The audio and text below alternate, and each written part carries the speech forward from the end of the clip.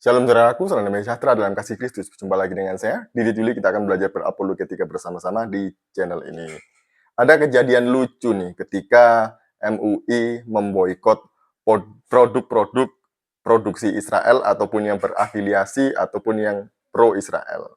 Jadi ketika mengumumkan boikot Israel, ternyata MUI memakai produk atau aplikasi buatan Israel. Jadi ini yang membuat guru gembul gemes dan akhirnya mengomentari apa yang dilakukan oleh MUI. Mari kita simak video lucu berikut ini. Fatwa MUI bahwa sebaiknya kita tidak menggunakan produk-produk Israel atau produk-produk yang berafiliasi atau yang diduga mendukung Israel atas penjajahannya terhadap Palestina. Gitu kan, MUI mengatakan seperti itu. Kemudian ada list dari mana-mana gitu, list boykot produk yang berikut-berikut ini: Royco, Starbucks, McD. Kenapa yang gitu-gitu? Kenapa coba nggak WhatsApp gitu? WhatsApp maksudnya.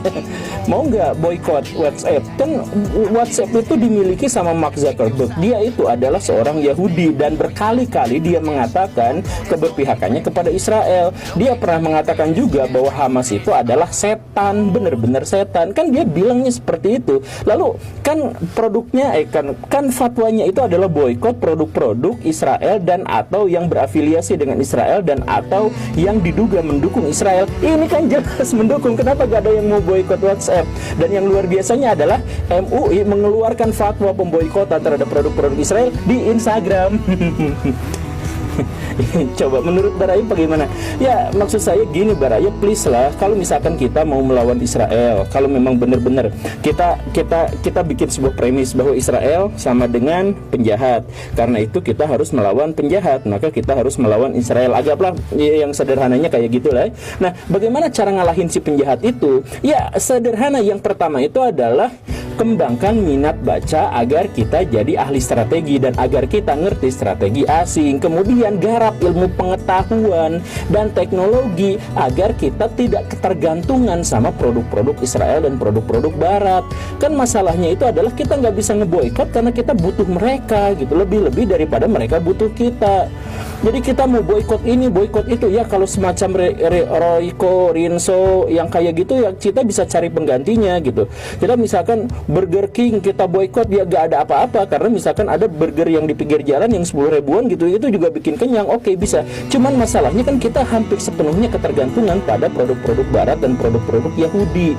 Jadi gimana cara agar kita sukses memboikot? Ya kita jangan ketergantungan teknologi kepada mereka. Gimana caranya? Ya kembangkan ilmu pengetahuan dan teknologi masing-masing. Seharusnya MUI itu kan konsisten ya. Kalau memang memboikot semua produk Israel, harusnya juga WhatsApp, Instagram, Facebook, dan juga aplikasi yang lain, juga produk-produk yang lain itu juga diboikot, tidak digunakan. Jangan hanya Royco, kata siapa tadi itu, guru gembul ya, Starbucks atau yang lainnya itu.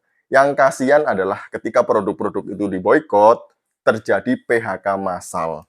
Dan siapa yang rugi? Rakyat dong, karena mereka akhirnya mendapatkan getah dari buah nangka yang mereka sendiri tidak memakannya.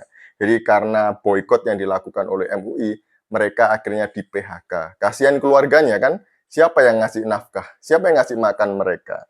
Jadi kejadian ini sebenarnya merugikan banyak pihak ya, merugikan Indonesia sendiri sudah pasti, kemudian juga merugikan orang-orang yang bekerja di perusahaan-perusahaan yang berafiliasi dengan Israel. Saya nggak tahu juga apakah pengurus MUI ini punya Facebook atau Instagram ya, kalau Instagram punya ya tadi itu. Atau mereka juga pakai WhatsApp. Kalau mau konsisten, uninstall semuanya itu.